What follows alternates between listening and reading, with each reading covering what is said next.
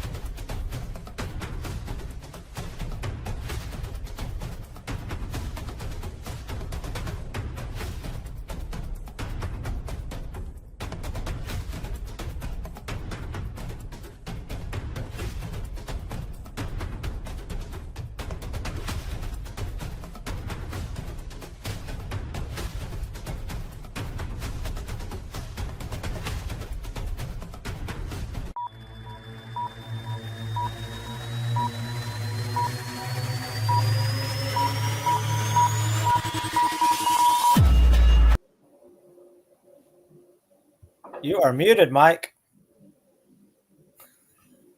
Welcome, everyone. Today, we're going to talk about architecting your technology career. And we've got a special panel of guests. I've been architecting tech careers for more than 2 decades. We are here with Dr. Cooper Johnson, who's been architecting minds of the future and building careers for as long as he can remember. He also is an instructor in University of Tennessee at Martin's Business School.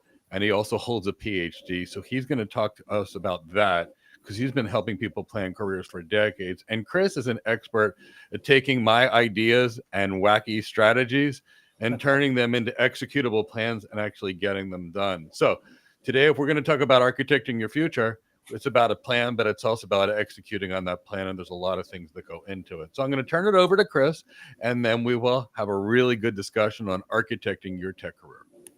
All right, so let's get right down to it. Oh, how did that go to Mike? That's supposed to go to me. There we go. All right, so like Mike said, our topic today is going to be planning and architecting your tech career.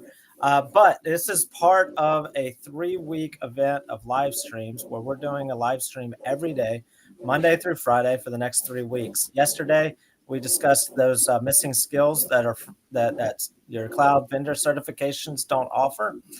Today, we're going to be talking about planning your career. Tomorrow, we're going to have our weekly career Q&A session. Thursday, Mike and David are going to be doing a live stream, David Linthicum.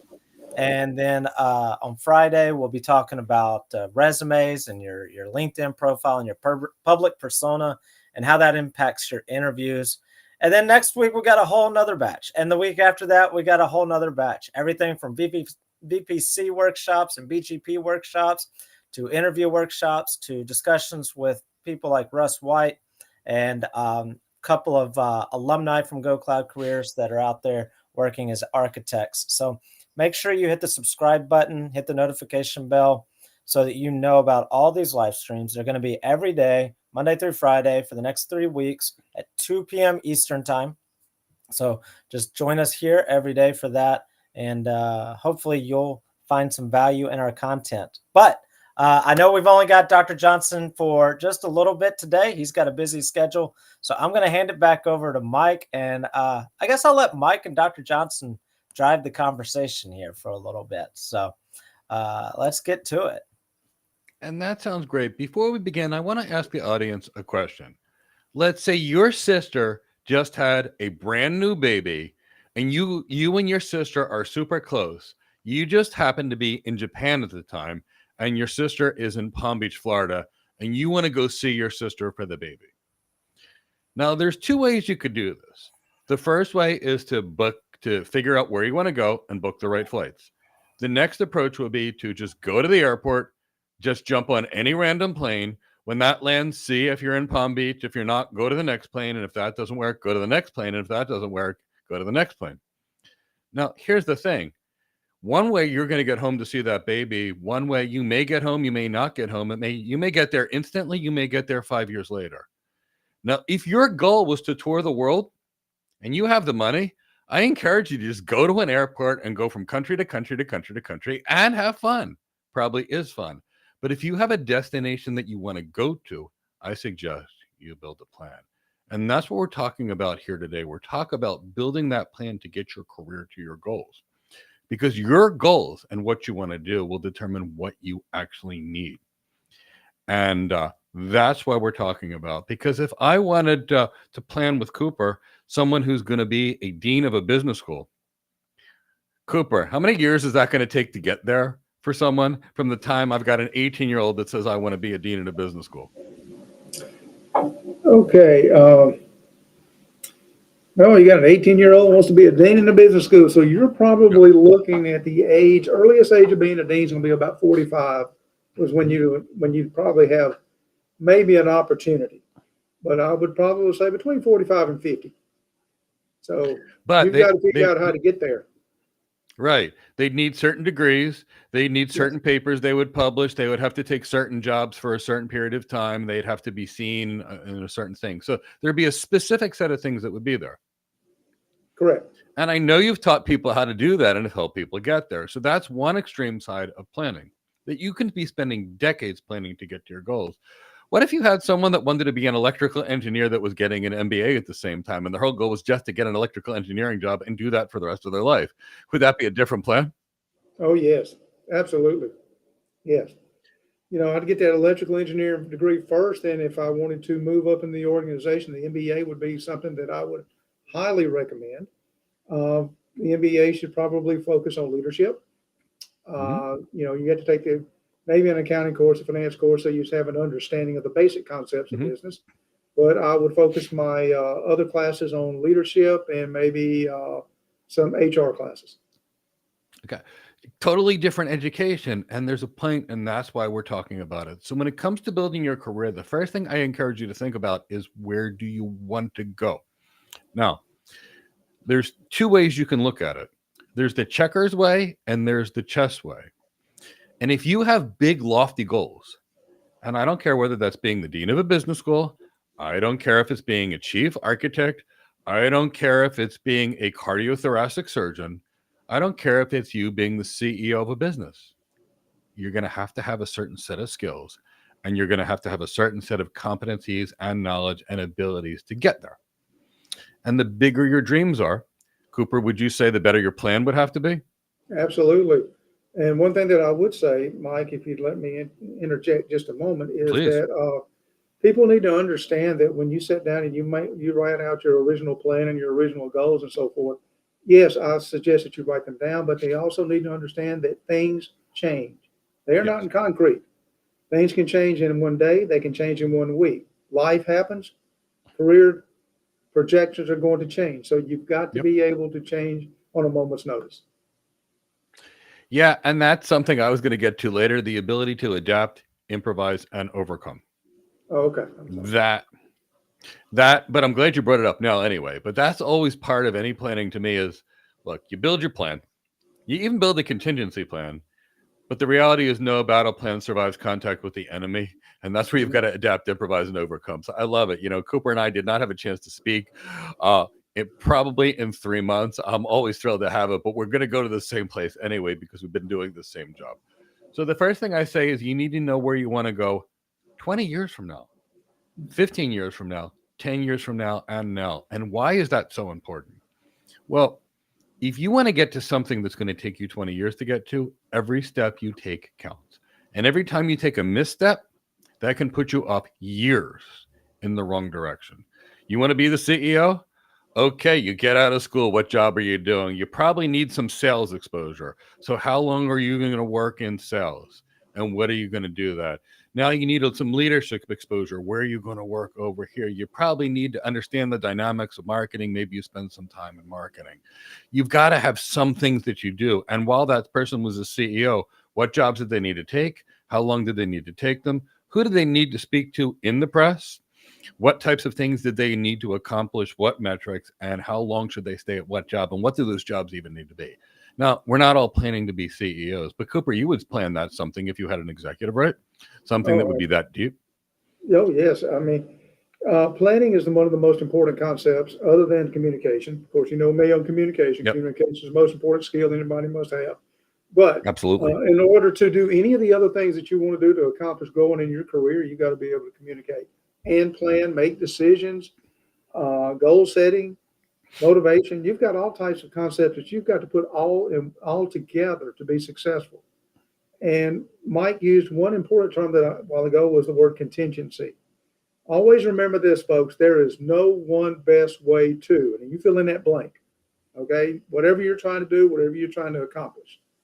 I might be jumping ahead just a little bit, but you know, when I think Chris mentioned to me in an email this morning that, you know, transitioning from one career to another career or transitioning from one level to another level, you know, I've always recommended to the folks that I deal with and talk with and give advice to, I say, you need to make contact, which i.e. network, with individuals in the field that you want to go into. Now, they don't have to be the top leaders. They can be someone on your level.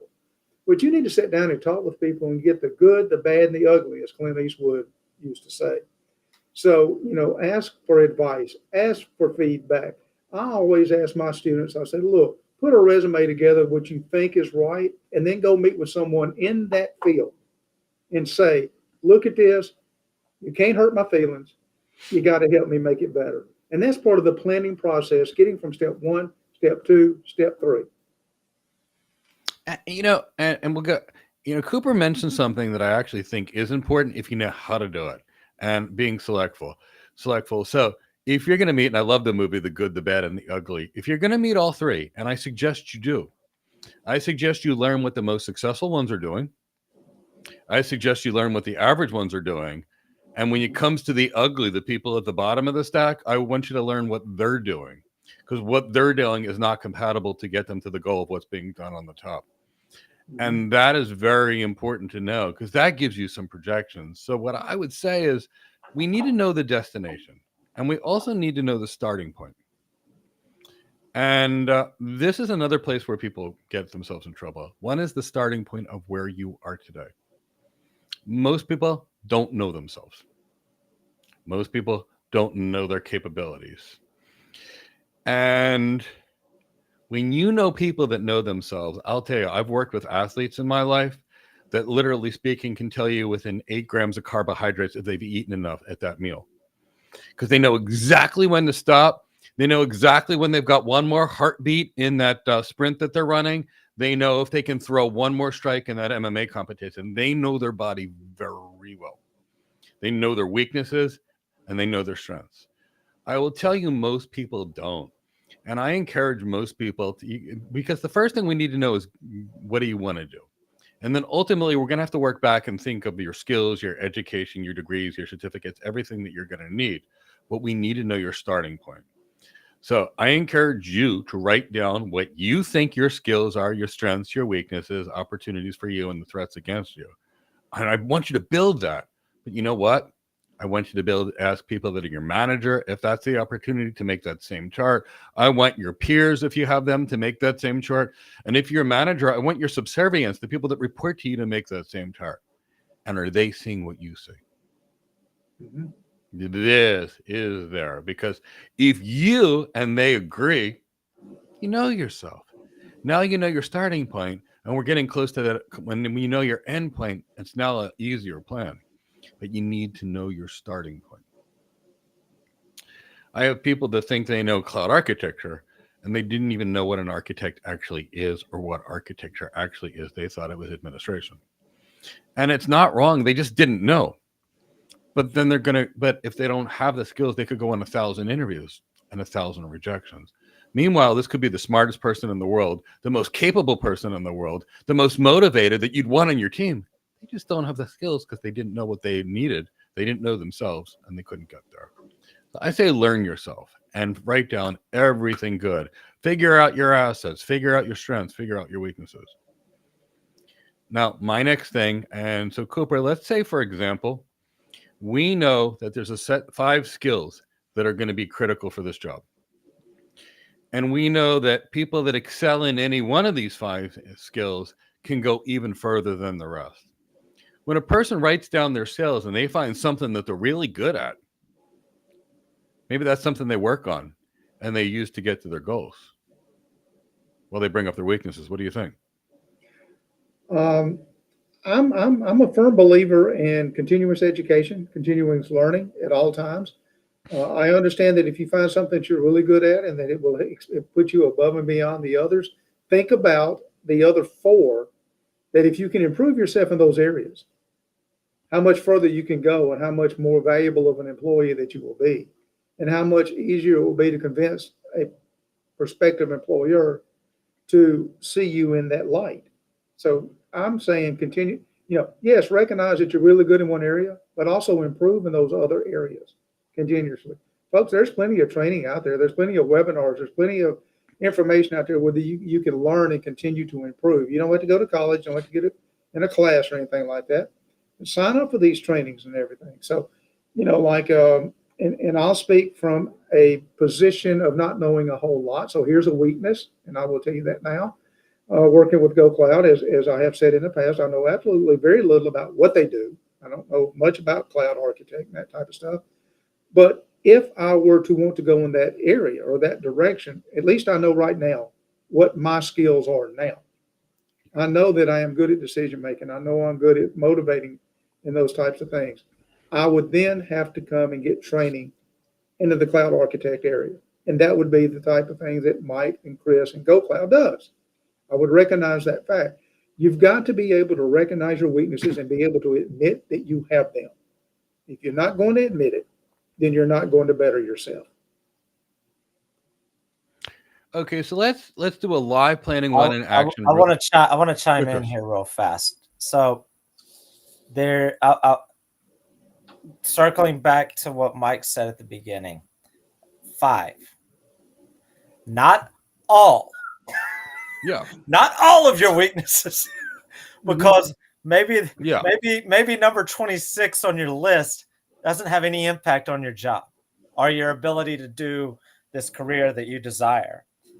I wanted to kind of chime in on that because I know there's so many people will focus on all their weaknesses, all of them, and try to address all of them, just like they'll try and address everything that's on a job description. And so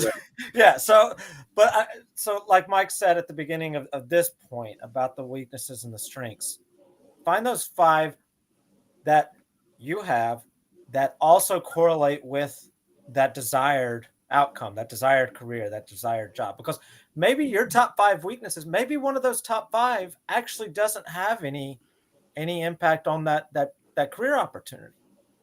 So if you're looking at it from both sides, you make sure you get the best, you get your best top 5, because maybe number 5 doesn't actually have anything to do with this, and so then number 6 gets bumped up and is now in your top 5.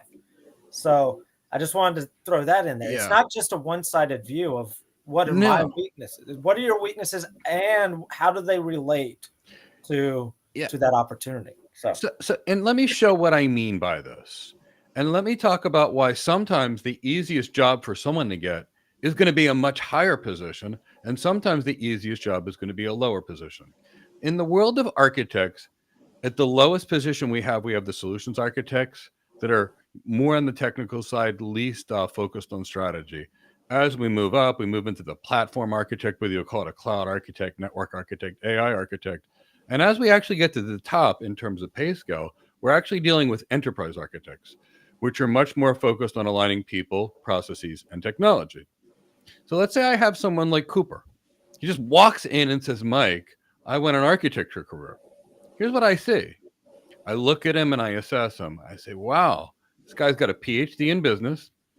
He communicates really well. He can give a good presentation. He's got executive presence. He's got CXO relevancy. I pretty much know that he can walk into a business, learn how that business operates, communicate with the executives, map out a business process, and probably re-architect the business process. I know that right now about Cooper because I met him and I know his background. I also know he knows consulting. And I also know he knows what C-suite leaders are. Whoa, I just got 65% of the skills for the enterprise architect. Now, if I wanted him to be an enterprise architect, sure, I need to teach some network design skills, data center design skills, storage design skills, AI design skills, and security design skills. That's not that much. And I mix it with that, and now he's an enterprise architect. And he'll have an easier time getting a chief technology officer role in an enterprise architect role than he would as a solution engineer role. And it would be much easier for him to get that than a solution architect role, which is going to be the lowest paid and the least strategic of the bunch. Why? I know his starting point. It's a slam dunk for me to get him into a C-suite role in tech if that was his goal. He's got all the C-suite stuff already. Now it's just the tech. But that's a different example than the average person. When we've got to build this, we've got to go, what is the goal and why we're there? And that's why we need to know the goal. Because if I had someone whose end goal was to be a principal solutions architect, and they wanted to be more on that tech and less focused on the business, it's pretty easy. I come up with a basic, first I get them focused, trained as an architect. I skip any of that engineering-y stuff along the way because it's going to take them time that they don't need to get to the architect role. As soon as they get that architect role, I am going to find a specialty area of interest in them. Maybe it be networking, maybe it be security. I'm going to give them greater presentation skills, greater sales skills, greater executive presence. I'm going to bump up their business IQ, and poof, I've got a $400,000 a year principal architect. And I can do it in a couple of years like I did. But that's the plan for that. But that's that person's goal. But what if their goal was to move into management later? That would be the wrong plan. If their goal was to move into management, I'd get them less of a specialty architecture. Instead of focusing on security, I'd get them more generic. I'd get them more leadership skills, more business skills. And I'd get them to be a manager early, and get them to be a director early, and get them to a VP role earlier. And that's the key. That's why we need to know where you are now and where you want to go. Because every one of these side jobs can build your skills. Cooper works as an enterprise architect for a year, and he's already got C-suite abilities. The next job is the CIO, CTO. It's not a big deal for him. But it would be a very big deal to get someone into that role that didn't have a business or tech background. And that's why I really believe in planning. So I want you to ask all of yourselves, what exactly do you want to do 10 years from now? Where do you want to be 5 years from now? And when we talk about building a plan for next year, is that getting you towards where you want to be 5 years from now and 10 years from now? Is it a fun diversion? Because in most cases it is. Is it that nice shiny new object that's taking you away from your goal? Or is that fun thing? When I started networking, I didn't know where to go. Admittedly, nobody knew anything about networking. And I mean, no one knew anything. So when I asked people, I said, what's the biggest thing you can do in networking? They said, Mike, you get a CCIE. That's the biggest thing there is.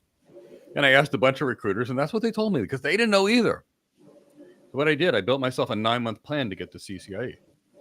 It was a miserable 16-hour-a-day study plan for a year straight. And I'm not joking. 16 hours a day, every day. I wake up 3 hours before work. I'd study 5 hours after work. I'd study a few hours during work because my manager gave me a break. I studied 16 to 18 hours every Saturday and every Sunday. And I did it for 9 months straight. I didn't have a day off, but that was my goal. And then I got into that role and I went, wait, there's a chief information officer. Look what they do. There's this enterprise architect. Look what they do. And now all of a sudden I had a new goal. Only this time I knew what was the biggest thing out there. And then I started asking people in those roles about the skills they needed. And then I tried to fill them in and develop them. Because this next thing, the reason I say this, the reason Cooper and I are saying talk to the good, the bad, and the ugly is most people don't know what another person actually does. They have no idea what people do in their jobs. You can see YouTube channels that are made by people that were students that never had the job, guiding you on what you need for the job. They don't know because they've never had the job yet. Yeah. And it's why, you know, people like Cooper and sometimes we have Dr. Long come on. They were so helpful to me in school. And why were they? Because the rest of the kids I went to school with, they were there. Half of them were only there because their parents told them they needed to be there. They didn't know what needed to be. And everybody was like, here's what I think we should do. Here's what I think we'd do. And I would knock on the door of the dean's office and say, I've got some questions. Could you recommend some people that I could talk to?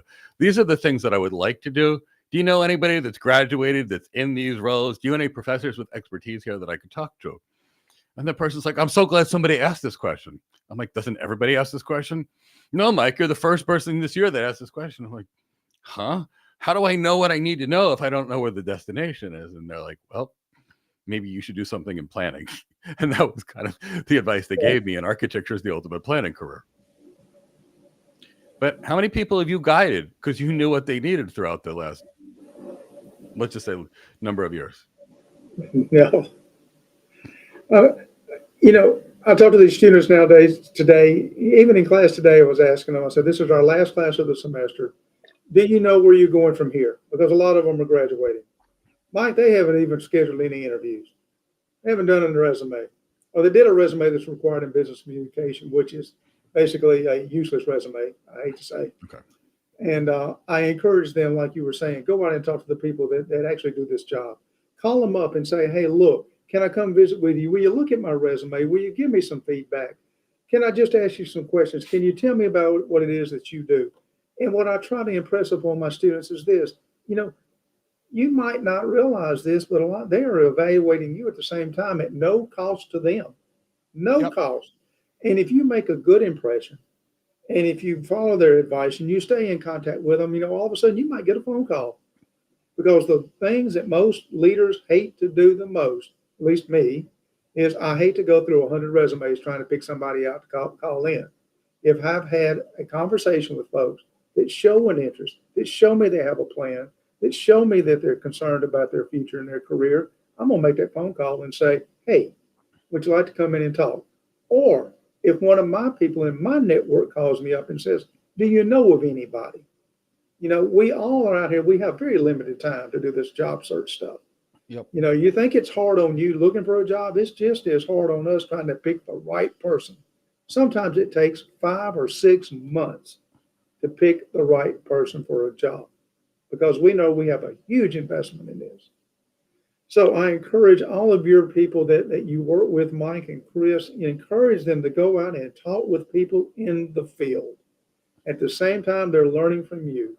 There's nothing better than to go out and talk to somebody that's actually doing it. Mike, you made a comment earlier. I want to jump back on right now. We have professors. There are hundreds of them out there. They get a bachelor's degree, a master's degree, a PhD, and never, ever work in the real world. And then they think they can teach kids what it's like out in the real world. And they have no idea. all they can teach is a book. The book is a guide. Just like Mike, I'm sure that a lot of the stuff that you share with your folks, it's a guide. You've always got to be able to adapt.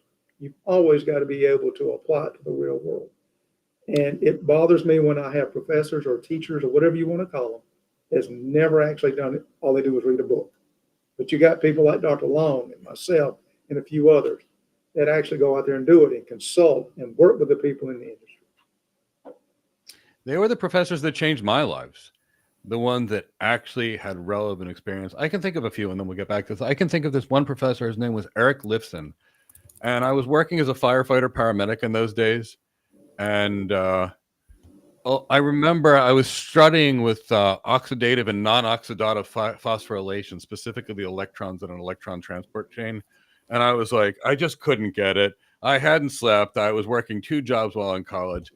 And I remember asking the professor, I said, I'm really interested in this. And he said, why are you so interested in this? And I said, I'm interested in the energy systems and sports performance. And ultimately, I'd like to work in internal medicine.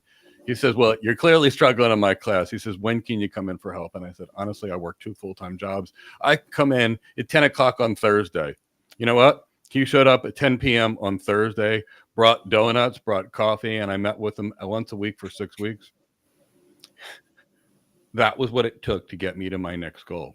So, real educators that are out there are so valuable. And this was a person that was a molecular biologist that that also just as his real job that loved to teach. And he did back and forth. And some years he was just a professor. And I say just meaning he was changing minds. And other years he just worked in industry. And other years he combined it. And by doing all that, his students really learned. I learned from that in a manner that I would not forget. Wow, 30 years later. 35 years later, it's that long ago. So, I think, when we talk about that and you've got to build your plan, a lot of it is there. Where do you want to go? What are your strengths? What are your weaknesses? Who can you ask along the way? And what steps do you need to take? So that means, what do you need to do now? So when we determine if the end goal is what you need, and you want to learn that you're really looking for the skills that the most successful people that are doing in the roles are doing, and then you're looking at your strength. Now we got to build the step-by-step plan. So now we need to figure out, what do you need to know? So the first thing I would look at is what's on the critical path. And here's what I mean. Some things need to be done before other things. So if I was going to build a house, I'm not going to put the roof on it until the foundation is up and the walls are up, right? So some things you need to know. If it's going to be any type of a tech planning career, like a cloud architect, an enterprise architect, a solutions architect, you're going to need to know, for all of these careers, you're going to need to be an expert communicator. Expert, because you're going to have to get information. You're going to have a good degree of empathy and emotional intelligence, because you're going to be consulting with clients, and in most cases, they've already made mistakes. If you are working with clients in this role, you will need to build and maintain leadership teams. So that will be a skill that you will need. If you are working as an architect, you will need to sell your vision to a client. So that will be something that you will need to have. And if you can't have those jobs, you'll never get anything from the entry-level job all the way to the senior-level jobs. You have to learn that first. Presentation skills is another one. Now, let's say you wanted to be an enterprise architect, right? To be an enterprise architect, you also need to understand the technology. Now, what technologies would you need to start at? Networking first. Why networking? Because if you don't have the network, that's like the foundation, nothing is going to work. That might be the first place where you would start. If you have a networking background, do you have the right background? If so, don't learn it. You're already there. But if you need to learn networking, what I need you to do is write down a list of things that you would need to learn. And that might include things like OSPF, BGP, IP addressing, subnetting, supernetting. You have to build a list of what you need. And while you're at it, look at what any relevant licensure or certification would be good for that job. Maybe a Cisco certified network professional would be good for that job as a good stamp on your resume, a good credential if your goal was something to do with networking and you mix that with the skills that you need. Now, I also want you to come up with make the goal real. So specific. I will pass the Cisco certified network professional exam by February 22nd, 2025. Something that's specific, measurable, achievable, results-oriented, and time-based. for everything that you need, but you've got to start with that critical path. Because if you don't have the things on the critical path, let's say you start with code, because somebody told you to look at code. And we architects have nothing to do with code, but you decided to learn code. You know what you still won't learn? You won't have the understanding of the network. You won't have the understanding of the storage, which you need to know, the understanding of the compute, which you need to know, the understanding of the security that you need to know, or any of the things that you do need to know. And that's why it's going to be really important to filter out what you need to know versus what you don't need to know. Why is that? Why am I being so specific on this? Well, let's say I was trying to design a course right now, and I was going to find the best group of PhDs that I could find. I'm going to have some people that maybe ran a business school in my life. I'm going to hire some people with doctorates in instructional design. I'm going to hire other people that maybe are working on PhDs right now on how to make education more relevant in the world of AI and AI things. And I'm going to take all these experts. And you know what? All of them probably spent 40 years in their career. That's what it takes to be an expert. But you can't learn 40 years of 10 different people's jobs to be good at yours. And that's where most people destroy their technology careers. After interviewing 6,000 people, I can find that most people try to learn everyone's job. They try so hard to learn everyone's job. And do you know what ultimately happens? They can't do anyone's job. And that's why you give me someone that knows 100 tools, and they come to me every single day, and I interview 1,000 of them, and they leave my place every single time without a job. Because they don't know enough about anything to be anything. Now, I've done 6,000 jobs, and it's been over 5,900 cases that I've had to be in this position where I couldn't hire the person. So there's that. So I want you to be good at what you need to for your job. Biggest problem I see in technology careers right now. And why is that? It's not like a medical career where there's a set plan that people are always following. Do this, do this, do this, and poof, you're there. Technology is one of those things that you can kind of come from anywhere. I came from internal medicine. I had a student that's got an architect job that was operating sailboats before that. I had a stay-at-home mom get her first architect job at Microsoft before that. So, you know, these are the kind of things that we're actually talking about. And it doesn't have to be an architect role. It really doesn't. Let's say I've got someone that wants to be a network engineer. I love network engineers. They make the whole network work, you know? But there's network engineers that focus on wireless devices, like Wi-Fi. There's network engineers that focus on 5G and mobile phone network wireless. There are network engineers that focus on just BGP, for example. There are people that focus on just IP multicast video and other things like that. And that's really the key. It has to be what you need. For example, I'm seeing someone in the chat box talking about mastering integration technologies like APIs, SDKs, Maven, and GitHub. And I can tell you right now, you show me a principal architect that knows how to use these things, I would be surprised because it's not part of their job. And you show me an application architect or a software developer that doesn't know how to use these tools, and I can't hire them.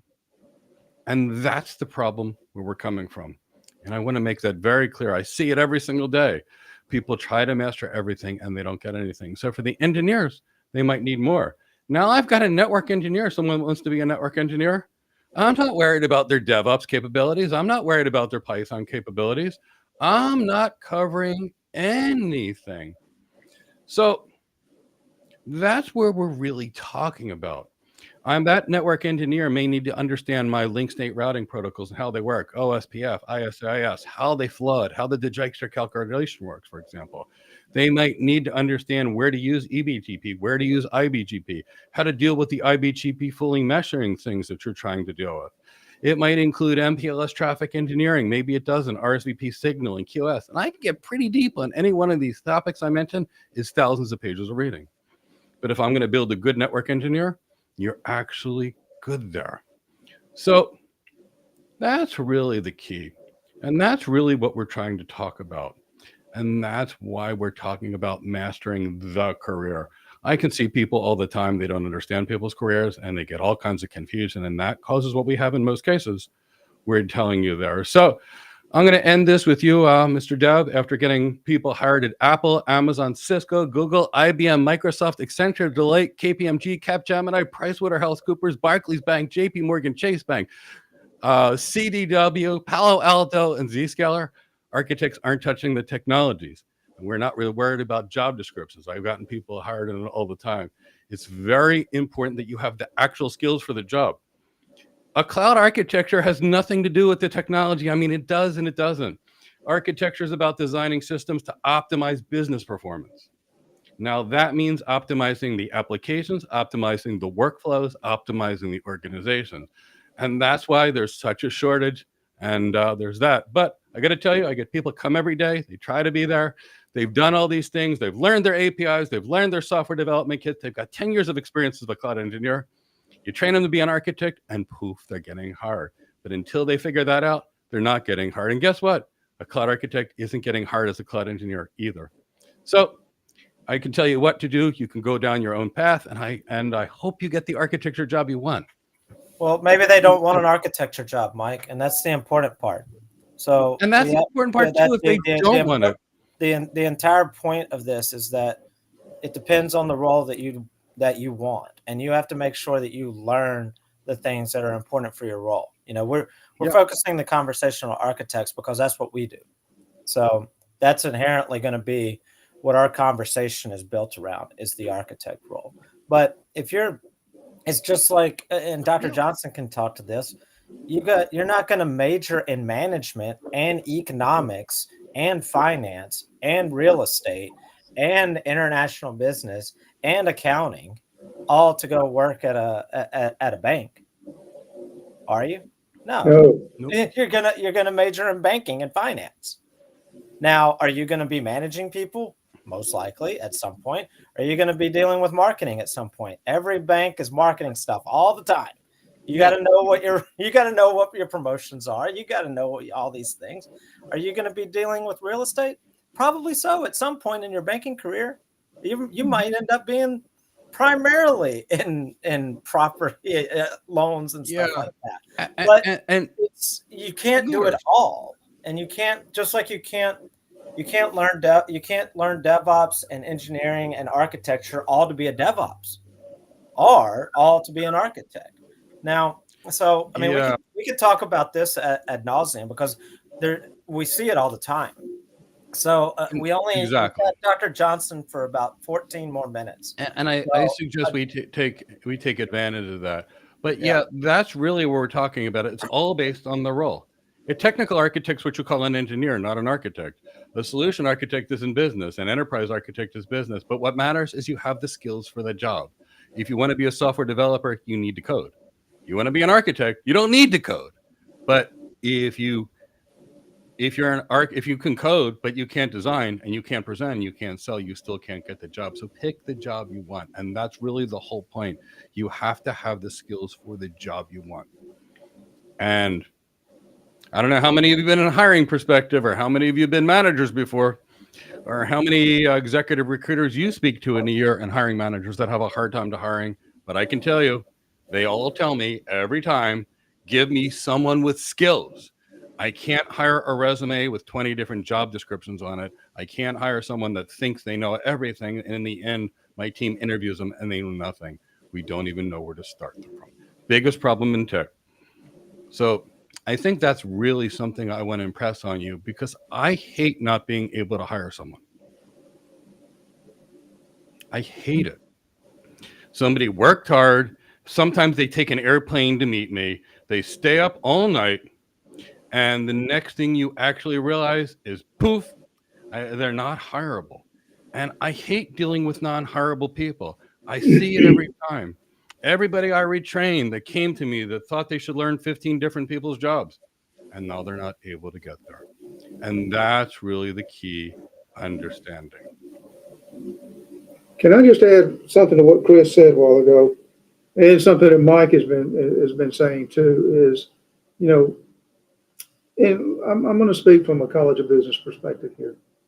When you come to a College of Business, Chris mentioned that we have all different types of majors. You can be in management, marketing, information systems, accounting, finance, economics. You do all that type of stuff. And I agree. If you want you have a goal in mind, I want you to decide on the particular area that you want to learn in. Go into that area. We require, you got to take certain courses to get a management degree. But one thing that you need to keep in mind, the way that we do things in the College of Business is this. Yes, we'll let you take management classes or marketing classes or accounting classes or whatever it may be that you're really interested in. But we also require you to take at least the introductory course in all areas, accounting, finance, economics, and so forth. Why do we do that? Do we expect you to be experts? No. What we expect you to do is hope to take away from these classes the ability to communicate with the experts in those areas within your organization. If you're a leader, if you're an accountant, if whatever, you still need to be able to carry on a reasonable and intelligent conversation with the experts in the accounting field or the economics field or whatever. So as we move into real world jobs, if you're going to be an architect, regardless of the type that you're going to choose from what Mike and GoCloud offers, you still have to be able to communicate with other people. You've got to know a little bit about everything that they do so that you can have a conversation. So from what I'm taking from Mike, and I may be wrong, and if I am, I apologize, his architects basically go out to consumers or their customers and say, what do you need? What do you want? Yes. And they have to communicate. Their customers do not have to understand the technology, nor do they want to understand the technology, nor do they care to understand the technology. They want to be able to tell the architect, this is what I need. And then it seems to me that that architect needs to be able to go back to their organization and talk to experts in the different fields that will help their customer get what they need. It seems to me that the architect is basically the middle person that pulls everything together and represents the organization to the customer. And that's the way that we see things in the College of Business. Now, if I did not get that right, I certainly apologize. So, and I'll close it out, and then I want to ask you a question. So here's the reality. A business comes to us because they have a problem. Whatever that problem is, we're trying to increase our revenue. We're trying to decrease our operating expenses. We have a productivity problem here. Mm-hmm. And they want us to come up with a strategy to get it better.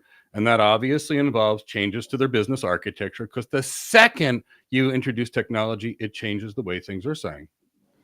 The second we do that, we have to come up with optimal business processes. Then we have to look at their goals and look, does the current technology platform get them there? And if it doesn't, what do? We got to look at what their future needs are and figure out what they need and do a gap analysis between what they have and what they need. We then need to create a team, because there's no way one person architect's ever going to do this themselves. So in an environment like an architect, and you can tell me if this is any different than any business leader job, I need an architecture. The customer comes to me. Now I'm an architect. I need people to focus on networking, so I bring in network architects. I need specialists on security. I bring in security architects. I need specialists on big data. I bring in big data architects. I need data people. I need data architects. I bring in data scientists. I need DevOps engineers and cloud engineers perspective. I bring them in. I need software developers perspective. They're in. I've got a team of 50 people that I use. I'm the leader. I'm the architect that creates this strategy. Together, we create whatever's necessary. We present it back to the customers. The customer stakeholders tell us what we need. We re-architect it based upon that. Then, like any other consulting project, we've got to work with that client to sell the client, implement whatever change management strategies are necessary, create any marketing campaigns around the new architecture. And when that's done, there's some new macroeconomic factor that's going to be driving change. And poof, we're focused on a new architecture, and the engineers go build what we design. Kind of like consulting, huh? Exactly. That's what we do. We get called in, and heck, they think, here's the thing about consulting though, which is basically the same thing you're talking about, is they come in, they think A is the problem. And then we finally realize and show them that it's not A, it's B. And now we've got to go down a whole nother rabbit hole here. And half of what we do as architects is the same thing. You think you had a network problem. You didn't have a network problem. Our team of people, when we baselined your systems, found this. That's the job. It's strategy consulting. That's why if somebody's got 100 years of building, it doesn't help them actually learn how to do any of this. It's because it's completely different. That's why we're talking about the right architect for the right job and the right skills for the right job. Architect is not engineer. That's why engineers have trouble moving into architecture roles. That's why architects couldn't do engineering roles. That's why a cloud architect doesn't know how to fly an airplane. And it's why a lawyer doesn't know how to be a management consultant, because it's a different job. So after, I'm going to say probably 40 years of helping others build good careers, and after being a dean of a business school, after being a successful business owner, what are the things that you've seen? What last minute tips can you give? Because I know you don't have that much time to our audience. Can you repeat the question? It was kind of cut out here. I'm sorry. So after all you've done, after all the careers you've helped people get to, and you've gotten some people to some lofty goals, what are some last minute tips you can advise before you have to go and teach your next class? Okay. From my perspective, there's a certain set of, you got to have a skill set, a certain skill set. Number one is you've always got to be a lifelong learner. Number one. Number two, you got to stay up to date and current in your field, continuous training. And I will argue this, if you go to work for an organization or you're interviewing for an organization, one of the most important questions you should ask, do you provide continuous training? Yes. And development? If they do not, I suggest you go somewhere else, because you're going to be stagnated. Okay. The networking skills are very critical. Communication skills, you should always plan those, practice those, improve on those at all times. But Mike, I also think something that's very important that is a success to most people. You cannot spend your entire life at work. You've got to have that life-work balance. You've got to have that time away from the stress and the strain of work. If you do that, and you can do it the right way, you will be a much more productive and effective employee, and ultimately a better leader. Okay. I will say this, and in my classes, when we call it management, I don't teach management. I never use that word. I never use the word manager. I always use the word leader. I am training the next level of leaders, the next generation of leaders. And that's what you folks need to do. You need to view yourself as preparing yourself to be in leadership roles. It doesn't matter to me if it's recognized by the organization. I don't know how it works in the tech field or the cloud field or whatever it is, but you always have to develop leadership skills. Those people are going to be looking for you for guidance, looking at you to how to do the best things, the best way, the most effective way, the most efficient way. I think integrity is important. I think trustworthiness is important. I think empathy is important. So you got a whole bundle of skills that is important. And as we mentioned earlier, some of them you already have, some of them you're already good at. And as Chris mentioned, you've got to figure out which of all the skills are the most important to the job that you're looking for. Mike, I hope that helps you out. I hate that I have to leave early, but I do have another meeting. One of those administrators that want to meet where I get to try not to roll my eyes, So, yeah, go ahead. I'm go familiar. Ahead, Chris. It's sometimes it's just like, dear Lord, help me. But, help me keep my mouth shut. But I've enjoyed it. Important. And any time that I'll speak for myself and Dr. Long. Anytime that you would like for us to be involved, just reach out. All right, Chris, appreciate it. Talk to you later, guys. Thank you so much. It was great Good to having see you you. here. Okay. All right. All right. Well, it's always exciting when we have Dr. Johnson or Dr. Long here. It is. And, it is. If you're in the Cloud Architect Career Development Program or the Generative AI program, next Friday, Dr. Johnson and Dr. Long will be teaching a class on collaboration and teamwork. So make sure you mark your calendars for that, and make sure you join. So let's. I want to talk a little bit more about the planning. I know that's the entire discussion, but I'd like to take a step away from specific roles or specific careers and strip it back down to its most simplest thing. The reason that it requires a plan, and the reason that it requires finding out what that role actually does, and the knowledge that's necessary for that role and the skills that are necessary for that role from people that have been successful in that role. The reason that we harp on this, basically information gathering, the reason we harp on that is because you can't know everything. And you can't, and that's kind of where I was going with that analogy with majoring in 7 different business majors. You can't know everything and be good at your desired role, your desired career. You know, you can't have deep technical knowledge on everything. No. But you have to have technical competency.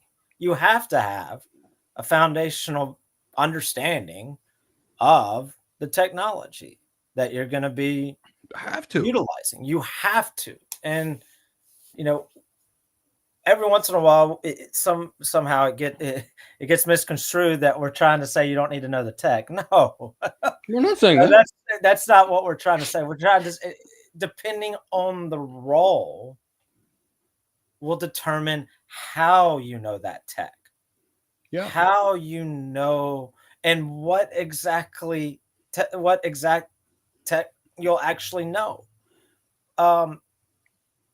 People that are working in data science, data engineers, data analysts, are they going to have a deep knowledge of networking and security? No. Are people in security going to have a deep understanding of machine learning and data engineering? No.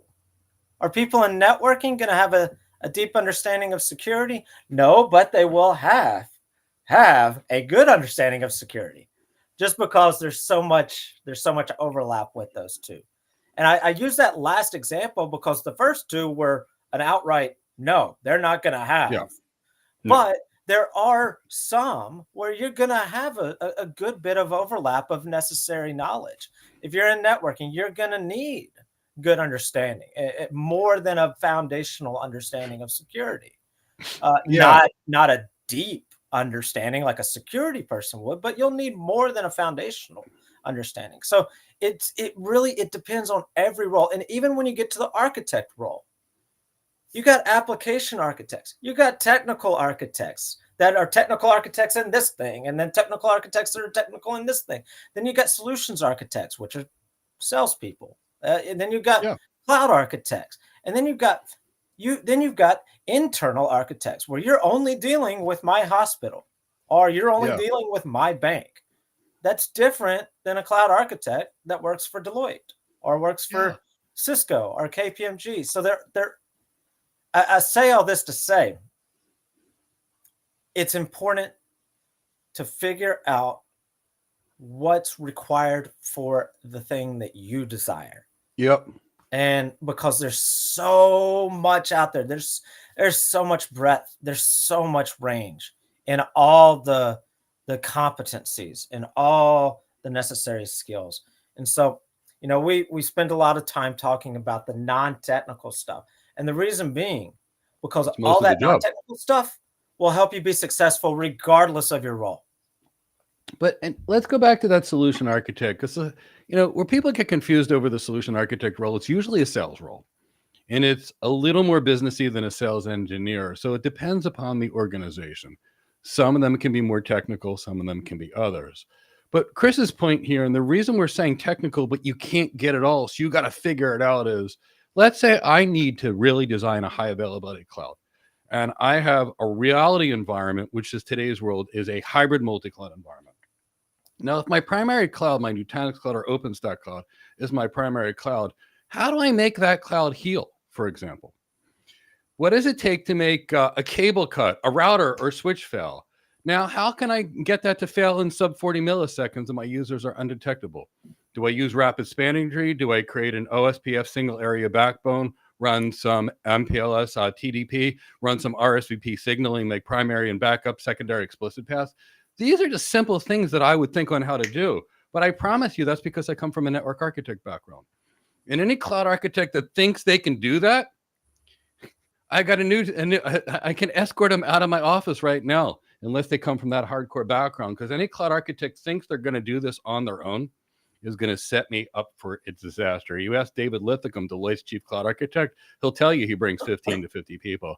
You bring me in, I bring in 15 to 50 people.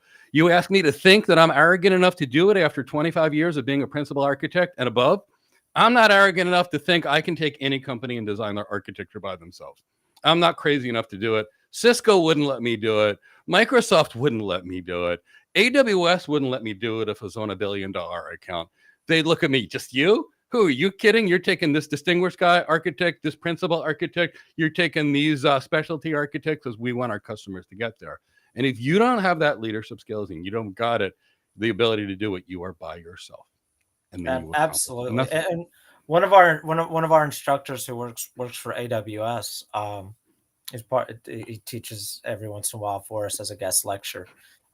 He was telling the class one time about just the hierarchy or the team, the framework of the team. And he works as a senior application architect. And he was talking about how many different, somebody point blank asked him, do you do anything by yourself? And he said, no, nothing. I do nothing by myself. And so, and it's good to hear that. It's good for the people in our program to be able to hear that. And hopefully we'll have an opportunity to talk about that next week when we're going to have a couple of guest architects speaking with us next Thursday. We're going to have, you'll be excited about this one, Mike. Arun is going to join us. So, awesome. So we've got Arun and Gladys so far that have committed. I love it. So, Arun was one of those people that tried to be everything technical. Talk about planning. Exactly. Like he did like every single certification you possibly could have imagined. He learned every coding language, but he was working at Home Depot. And then he took our course and he said, Mike, I don't understand. I keep going on these interviews. They get all icky. They get all techie. They're talking about APIs and all that. I said, Arun, can I see your resume? And he said, sure. I said, Arun, can I take this class and fix your resume? And Arun says, anything you needed to get me hired. I got rid of every DevOps, every SysOps, every piece of code, every one of his 14 million certifications except for the Google Professional Cloud Architect and one other one. And I put it all down with business things. He had 3 job offers within 3 months. One was with TELUS, who he took the job as a cloud architect, but he had all these options. He's like, Mike, what do I do? And I'm like, I worked with TELUS. They were great. Take them. And I think since then he's gotten bigger and bigger jobs. He's done great. So I love seeing Arun. That makes me happy. But yeah, he was one of those guys that tried to be a techie and actually get hired. And until he was willing to get rid of that and get rid of his icky resume with all that icky code stuff on that and change it. Now, if you wanted to be a software developer, it wasn't icky. If you wanted to be a DevOps engineer, it would be a shining ray of gold light on his resume. But as an architect, it had to be do that. And I usually have to. But it would still need to. But it would still need to be focused. It was still. Yes, it was all over the place. Yeah. Yeah. That was the thing. So even if he had been going for a technical role, we still would have needed to work with his focus, work with the presentation of what he had. So anyway, I knew you would get it. I knew you'd be excited if I told you about that. You didn't know who I was reaching out to about joining us. I didn't. And you know what Chris said? He works as a security architect. Great. If he's wasting his time on DevOps, he's going to be fired because he's not getting better at his job. And we see a lot of this going on. And I've had to be that hiring manager that says, well, this person's able to help me. This person's got a strong skill. This person's a jack of all trades. And I love them as a person, but I can't hire them. So yes, Chris, thank you. Matador, thank you for putting that in there. I've ultimately had to live in that role. And that's why I'm trying to keep people from out of it. Because most people haven't had to make these managerial decisions in the past. And they're rough, tough decisions. So I just want you to be successful. There's something that Dr. Johnson brought up earlier. And I didn't dig into it because I knew we only had a limited time with him. but I wanted to take the opportunity to dig into it now. You know, he spent a good minute talking about.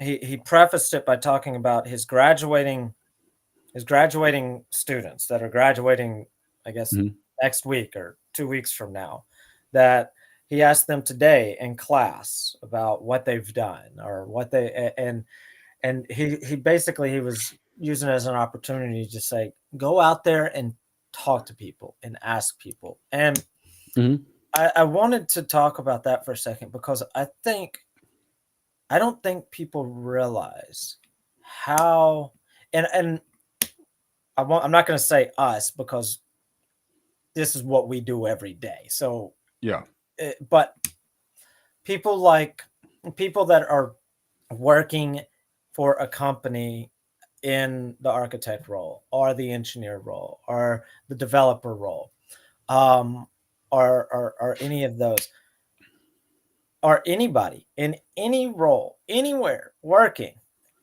that is acutely responsible or even somewhat responsible or tied to bringing new people in, love when someone reaches out to them and says, I'd like to learn more about what you're doing, because I'm graduating in a semester and I want to find out how I need to prepare. Or if you're not graduating, but you're doing a career transition, I'm looking to transition into a new career. I'd like to learn more about what your role actually entails. What do you do? What do you not do? How did you get here? They love when people reach out. Doesn't mean that you're going to get everybody to respond to you. No. But I think people are apprehensive about doing that because they think they're bothering people, or they think that they come across as trying to get something. Well, as long as you don't come across as as long as you don't approach it with the, like, I'm going to ask him and I'm not going to get a job. No. Don't take that approach.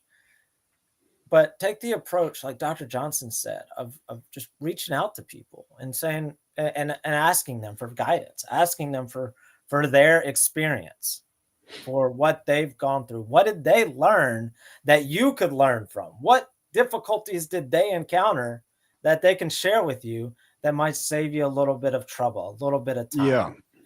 Yeah. Most people inherently want to help other people. Yeah. And if they can save, most people, if they see an opportunity to save somebody trouble, they're going to take a second to try and save you some trouble. Now, I say all that, and I close it with saying, make sure you ask the right people. Yeah. Don't just ask anybody. You need to ask successful people, not people that have had the same job in 5 different companies in 6 years. No. Yeah. Now, maybe they've worked at 5 different companies in 6 years and it's clearly a progression up. Maybe. That's different. Maybe. But look for people that have been successful. Maybe they've held the role for a long period of time. Maybe they're worth it. Maybe they've held the role for a few years and taken another role and have held it for a few years. And when I say a few years, I'm talking like 4 or 5 years. Yeah. And find the successful people and ask for their feedback. Yeah.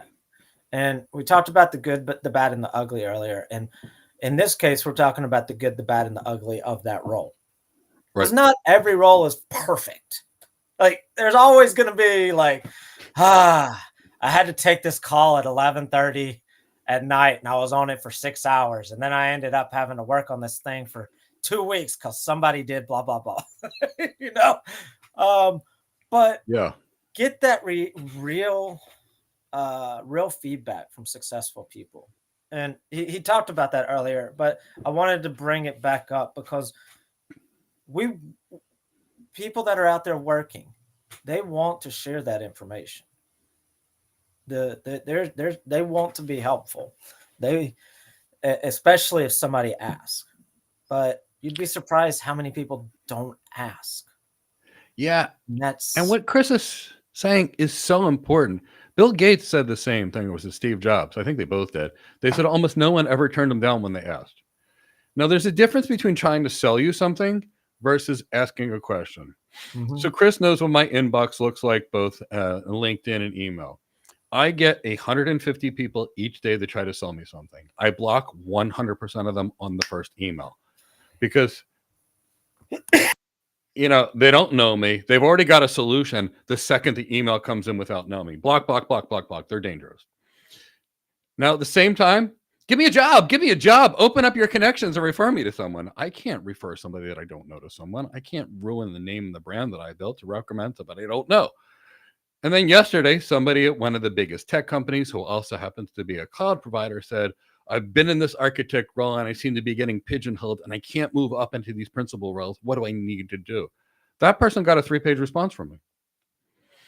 Because they said, Mike, I've watched your career. I know who you are. I've seen and read some of your magazine articles in CIO Magazine and others. Can you help me?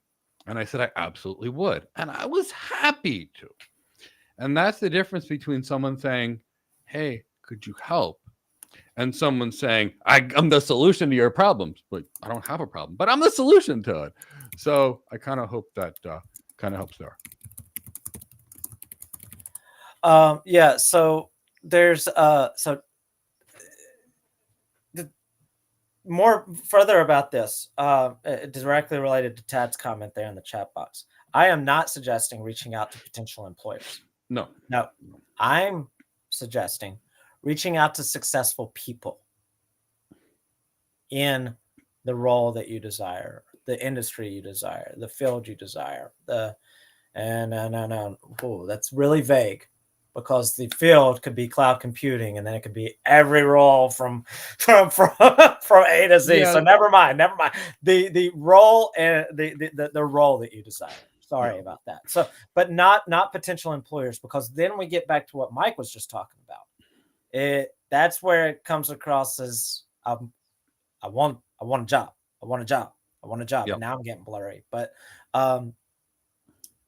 what we're talking about here is reaching out to those successful people, not for a job, but for guidance and input and feedback. So I saw that in the chat box. I am not suggesting reaching out to potential employers in this context. Now, of course, you have to reach out to potential employers, but that's a whole different context and a whole different conversation. Yeah, it's very different. And I can tell you, early on in my career, I actually spoke to recruiters all over the country. And the recruiters that I spoke to were in every state but the one I actually lived in. And I did that because I found good recruiters that were known. And I said, if you had to create the perfect network engineer, what skills would you want? What is it that employers are screaming to you? I need this, I need this, I need this. What are those things that everybody wants? And what are those things that everybody can get rid of? And then I mastered the things that everybody wanted and needed. And, I got my first job as a senior engineer. 3 months later, I was a lead architect. 2 years later, I was a principal architect, and I never looked back. But that's because I found out from the executives at some point, what do you want? Who were the people that make it to the distinguished role, the chief architect role, the principal architect role? What do they have? What's special about them? And that's what I did. And honestly, it was kind of interesting because I did that, and the rest of the people on my team were trying to do their own thing. They said, Mike, stop with the certifications, get the MBA, get the executive presence, get the leadership skills, get the sales skills, get all that stuff, and you'll move up. The rest of the people I was working with were working on their second CCIA. I'm a CCIA, but I only need one of them. They were working on that. They were working on certifications. They were working on this. 5 years later, I was in a chief architect role, and they were still where they were at. And why? Why were they still where they're at? Because the skills they developed taught them to be good at the same job that they actually had. They were basically prepping to be good at their current job. Want to move up? Want to get a promotion? Your current skills aren't going to get you there. Your current skills aren't enough for your next job. Want that next job? Figure out what those skills are the people in that next job have that you don't have, and then go learn them.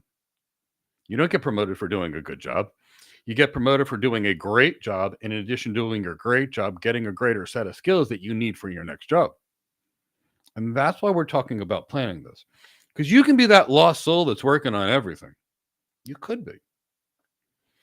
And 20 years later, you're implementing stuff, you're doing stuff, and you're not getting to your goal. Or you could be like Al, who went from a sales rep to a senior solutions architect as Deloitte at his first tech job after we trained him. Or it could be like Jermaine, who was in, selling landscaping gear and got his first job as an enterprise architect. I don't care what you want to do. You can do it. If you want to fly an airplane, go do it, but build yourself a plan. Because I want you to get there successfully. And you don't get anywhere successfully in most cases by a plan, unless it's luck. And luck is like hope. Yeah. It's not my favorite management strategy. So let's look at that example that you just gave. You just used yourself as an example. But your example, it could be viewed as a promotion, but it could also be viewed as a transition from engineer to architect, not just a promotion. Yeah, I don't. It may not have been promotion. So in that same vein, maybe you don't want to become an architect, but maybe you want to become a better, a more advanced engineer, or higher in the hierarchy engineer or developer.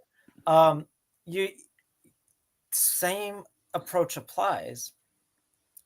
Maybe it's not a completely different set of skills, but it's an advanced set of your current skills. And now, if let's say you're an engineer, you're part of an engineering team, who's going to be leading the engineer team? Is it going to be somebody that's got leadership skills?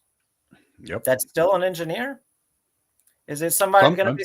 Is it going to be somebody that's got some ability to sell, not sell to the client, not sell to a customer, but to sell to their team members, to sell to their colleagues? Is it going to be somebody that's got better than average communication skills? Because if you're going to be in charge of a bunch of people that may not have good communication skills, what are you going to need? You're going to need communication skills. So, and then of course you're going to do like Dr. Johnson said, lifelong learning. The new tech is the same as the old tech, with just a few changes, a few names. And every once in a while you got new tech. You're going to have to learn it. You're going to have to learn the new tech. You're going to have to be familiar with the changes to the old tech. Yep. That's still pretty much the old tech, but it's been changed. There's a new vendor. There's a new, quicker way to do the same thing, just a little different. Yeah. And so you're going to have to stay on top of those, even no matter what the role is. Architect, especially if you're like a solutions cloud or technical architect, the closer you are to the tech, you're still going to need to stay up to date. The technical architects, especially, because they're engineers.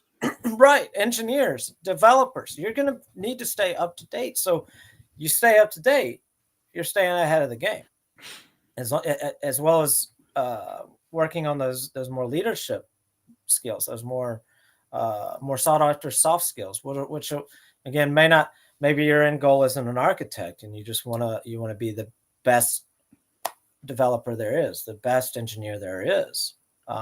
These skills will lead you there. So, and even let's say we're taking an engineering career like we're talking about, because that matters too. I can tell you, I hire a lot of engineers, and I've viewed a lot of engineers. Do you know how hard it is to find a really good engineer? And a really good engineer is not someone that knows how to click a bunch of boxes and just go to Git. A really good engineer is someone that understands the underlying technology and what it is and how it works and its weaknesses and its breaking points and how to optimize it.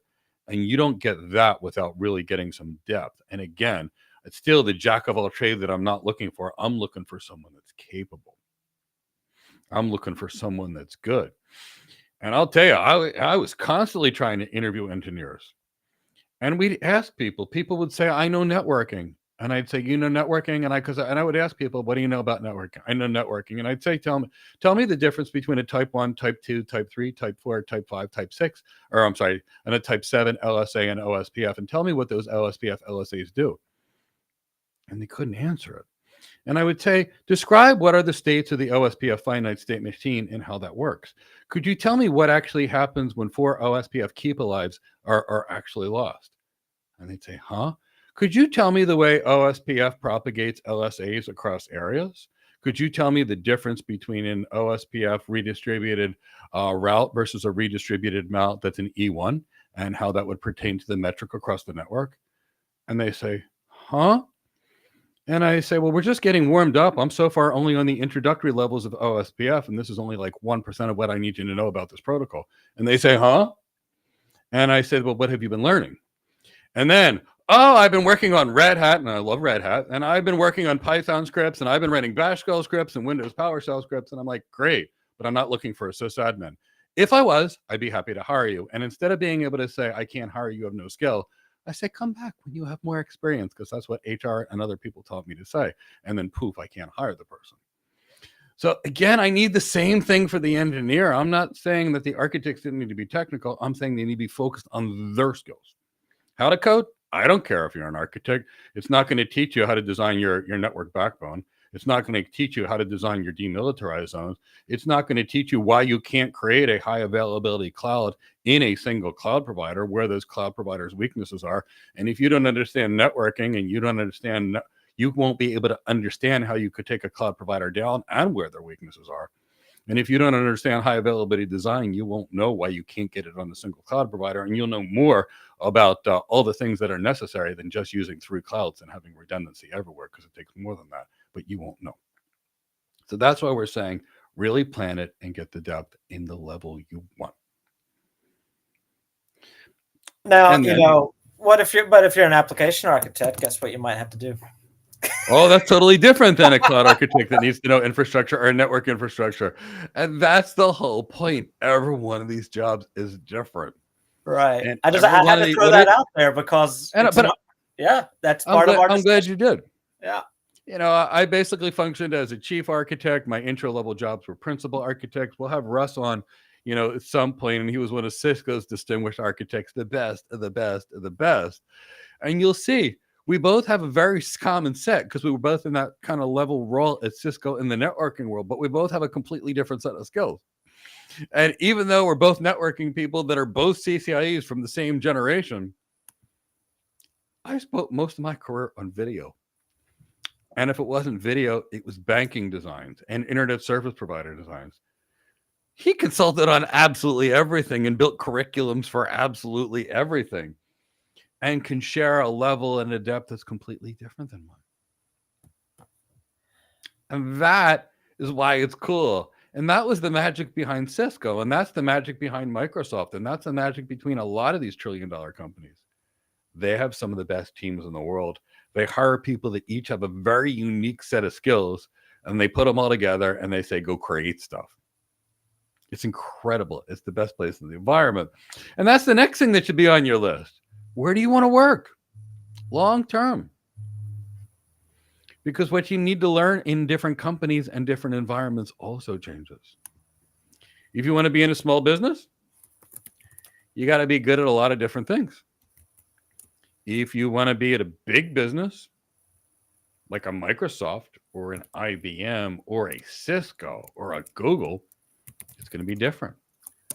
They hire warriors with specific sets of skills.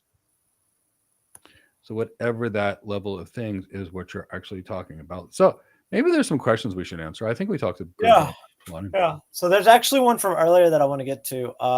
Okay. If I can find it here. Yeah. So I'm going to preface this one by saying you're going to love or you're going to hate that we use the phrase, it depends, quite a lot. And you're about to see why. Mm-hmm. How relevant is Red Hat these days? Well, it depends on the job you want. See, that's what I'm talking about. And I will tell you, if you are an engineer of any kind, like a cloud engineer or a DevOps engineer, Red Hat knowledge is very important. How relevant is Red Hat in the enterprise? Incredibly. Bless you. Especially in the world of cloud repatriation. So what we're seeing is, when we opened our architect course, I guess it was 4 years ago when I came out of retirement to open it. And what I had said was all of our students are multi-cloud, 100% of our students. And everybody said, Mike, you're crazy. I said, look, you can learn the name of the service of somebody's cloud. And then you have another cloud and you're not going to have any idea what to do, or you can learn the cloud and know all clouds. And that's when I started teaching people the infrastructure. Well, as it turns out, just as many people are leaving the cloud as they are coming on the cloud. And that now created an incredible opportunity to do what we showed at Go Cloud Careers from the beginning, is the cloud is a wonderful kind of technology. It is very agile and scalable, but it costs 2 to 3 times more in general what it costs for you to do it yourself. And it doesn't have the performance. And generally speaking, you can design a better, faster, and cheaper environment on your own. And who is at the center of the private cloud world? IBM with OpenStack. When we're dealing with multi-cloud architectures, we're not going to use an AWS Elastic Kubernetes service or an Azure Elastic Kubernetes service. We're going to use Red Hat OpenShift in our hybrid multi-cloud environment. So Red Hat is really relevant there. Now, when it comes to systems that actually have to work, I don't want some freeware Linux where I can't call anybody. I want to be able to call somebody on a mission critical system. So if it matters, you're also using Red Hat. That doesn't mean people aren't using Ubuntu, and it doesn't mean Nutanix isn't big into private clouds, because they are. But IBM is there, and Linux is the heart of any of it. And Red Hat has always been for the most part, gold standard for Linuxes in the US. SUSE actually did really good job, SUSE Enterprise Linux in Europe, actually, especially because they were the old Novell, but that's another story. But Red Hat's still relevant, but it's based upon the job. If you're an architect, we're not going to be working with Red Hat. If you are a cloud engineer, yes. If you are a systems administrator, yes. For the most part, most engineers will have some Linux knowledge, but some places, specifically if you're going to build private clouds or you're going to manage Kubernetes clusters across clouds, Red Hat is very big. Right. Great question. I want to let everybody know, I just put a link in the chat box there for tomorrow's career Q&A session. Set a reminder for that if you've got any career specific questions. I mean, we're glad to answer any questions now, but we also, every week, we set aside a 2-hour session specifically for career questions. So I put a link there in the chat box for that so that you guys can set a reminder and join us if you're able to. All right. Next question. And I asked for some clarity on this. So I'm waiting on that clarity, but I still think we can kind of start until that clarity comes in. So I'm going to operate off the assumption that they are talking about career plan, because that's the topic of today. Team Escalate, reaching out from South Africa. Great. Our Tyrone behind the scenes here for our live stream is from South Africa. How can I craft a plan without any experience in solutions architect? And I just realized most companies need that experience. And sadly, most companies need experience in a technical background, which I don't have. I just started my cloud career journey, and I'm preparing for the AWS SAA certification exam. So solutions architect is the desired outcome. Okay. So team, the first thing we have to get rid of is the idea in your mind that you can't get hired without experience. Get rid of it. What you're seeing in any job description is I want 5 to 10 years experience to hire a receptionist, to hire a front desk worker at a hotel, to hire a food server, waiter, or waitress, to hire an taxi driver. Every job in the world wants 5 to 10 years of experience. And here's the reason why. They want to know that there's a chance you might know how to do the job. What they really care about is your competency. And I'll give you some examples. Debbie in England went to Credera after our training, never had a tech job in her life. Pierre was a sailboat operator in Canada, got hired by LeaseWeb. Al was a sales rep, hired as a senior solutions architect as his first tech job at Deloitte. I believe Portia got hired in Cape Town with no background as well. Noah Parker was a social worker who went to AHEAD. Vladimir was a 24-year-old college student hired by North Highland. As a couple examples of people that never worked in tech, Jennifer got hired by JP Morgan Chase, and her last job was a mental health tech. Jermaine, as I mentioned earlier, was selling landscaping gears, but he got hired as an enterprise architect. Balwinder was a stay-at-home mom, hired by Microsoft as a cloud solutions architect. Daniel got hired by JP Morgan Chase. He didn't even graduate high school. He left their art training, and it was his first tech job ever. Lenny was a video editor, and now he got hired by Citrix after art training as a solutions architect. Delroy was working on ambulances as an emergency medical technician, and then he got hired by a senior solutions architect by CDW. I could go on all day, like Yvonne, hired by AWS, but I don't need to. The point is you can. What you need to understand is you need to get the right skills. And that's going to be the thing. So tomorrow I'm going to run a webinar, or is it tomorrow or is it Thursday? On Thursday, I'm going to run a webinar on how to become an architect. I invite you to attend. We can have a full discussion. I also have a book on everything that you need to learn, and it's going to be covered, and you can get it completely free. My team will drop the link for that. But I'm going to make it very clear that there is nothing in the AWS Solutions Architect Associate and Professional that has anything to do with the Solutions Architect job. The Solutions Architect job is about going to the client and learning about the client's business goals, their visions, their pain points, and their challenges. The Solution Architect, Cloud Architect, Enterprise Architect job is about learning how the business operates, the business architecture, the key business processes. The architect job is about re-architecting or redesigning how the business operates, so the way you want it to work in the future. The architect job is about basically taking an organization and evaluating their current technology platforms by creating a technology team, looking at their future goals and seeing if their current technology platforms will get them to your future goals.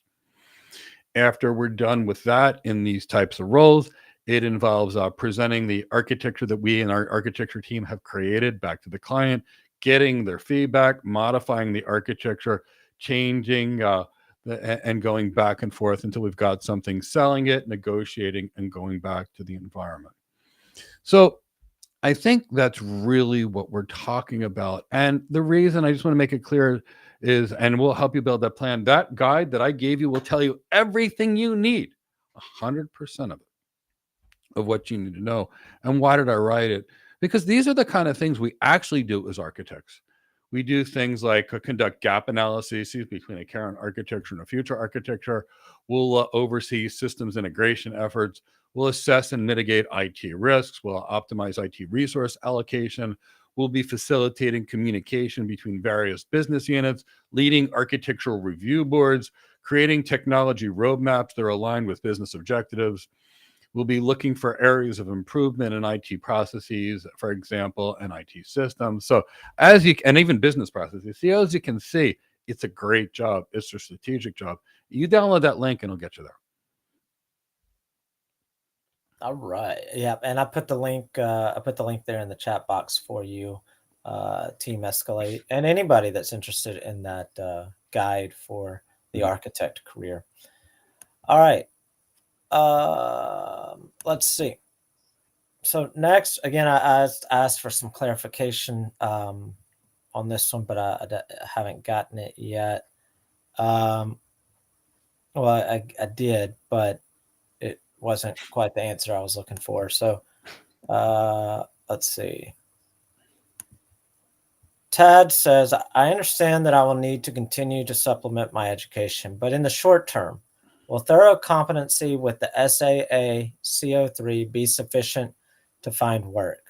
And I asked what their career goal was, and they responded financial stability, which is a great, that's a great goal.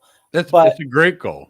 We're talking, if you could share with us, I know there's about a 15 to 20 second delay. Tad, if you can share with us as far as the job role, the type of work that you want to do. If you know, if you don't know, tell us you don't know. Because then that's a whole different thing.